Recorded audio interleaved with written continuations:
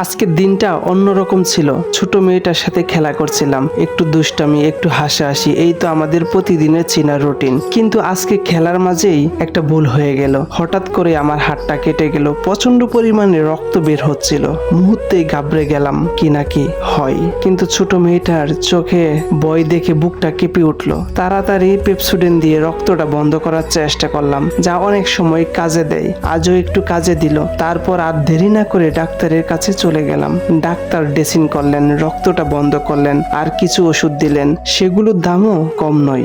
আজকে বুঝলাম শুধু ভালোবাসা নয়, সন্তানের সাথে সময় কাটানোর মাঝেও একটু বাড়তি সাবধানতা দরকার। আল্লাহর কাছে শুকরিয়া, বড় কিছু হয়নি। আর দোয়া করি আমার মেয়েটা যেন কখনো বাবার রক্ত দেখে আর এমন ভাবে ভয় না পায়। সবাই ভালো থাকবেন, আল্লাহ হাফেজ। আর আমার ছোট মেয়েটার জন্য আপনারা সকলে দোয়া করবেন।